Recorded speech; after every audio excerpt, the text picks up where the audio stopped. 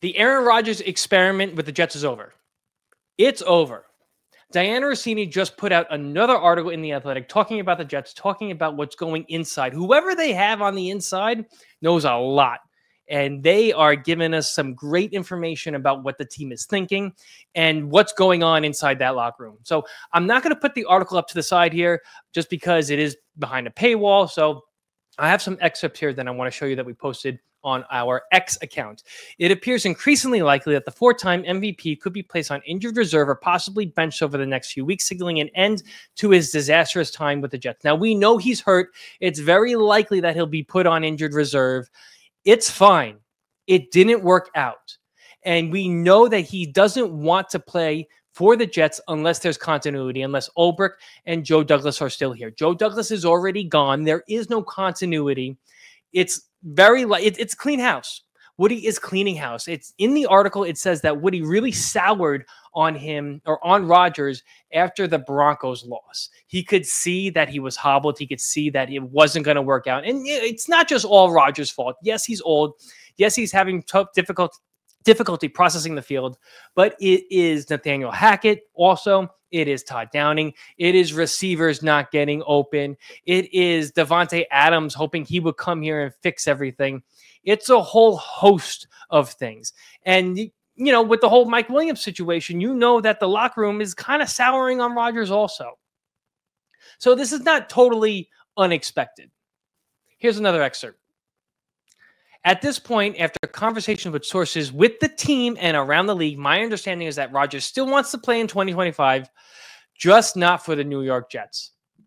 So do not expect him next year at all. Now, there are some real cap implications here that we need to talk about. Our friends over at U Stadium had a really good post explaining all of this. So if the Jets and Aaron Rodgers decide to part ways, the cap ramifications are not pretty. I would say it's not great, but okay, so let's just get into it. So if it's a pre-June cut, June 1st cut, it's $49 million in 2025. All that money gets accelerated into 2025.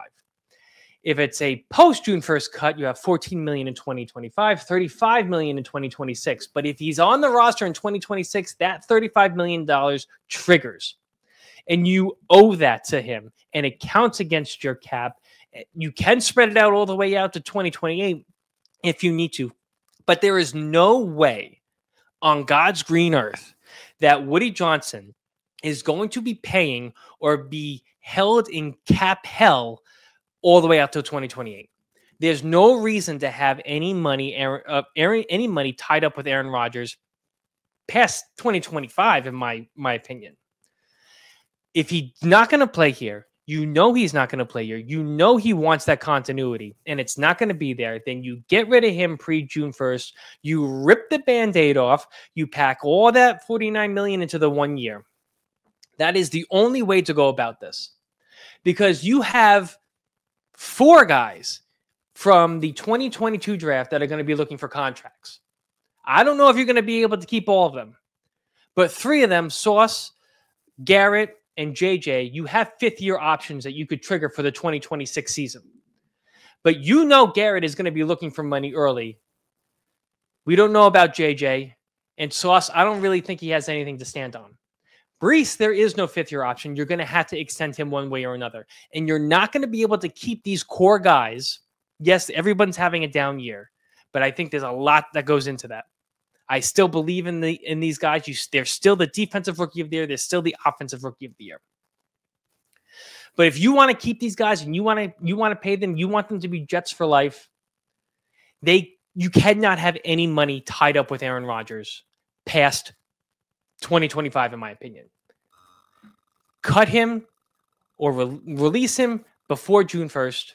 Pack all that money and all that $49 million into one season, and then move forward in 2026 with a new quarterback, a rookie quarterback. They'll probably bring in a Band-Aid or a bridge guy, or maybe Tyrod Taylor plays next year. It doesn't matter. 2025 is going to be a throwaway year because you're going to have a new GM, a new head coach. And you're not going to have a quarterback. You're not going to be picking a quarterback in this draft. Let's be honest. So you're going to have probably Tyrod Taylor. Maybe Jordan Travis finally gets in there. He can do some things, maybe get a little experience under his belt. But you're going to have a top 5 pick this year, very likely. It's very likely, unless Jordan Travis becomes the next Patrick Mahomes, that you're going to have a top 5 pick in 2026, in the 2026 draft. And then you move forward in the 2026 season, hopefully with a winning season for a change. It's not a good day. Yes, you can, for some fans, it's a good day that you're getting rid of him, but this means the experiment failed if you're getting rid of him. So in my eyes, it is not a good day in Jetland. We are very likely not going to be making the playoffs until at least 2026 and beyond. Right now, we are in a 14-year drought.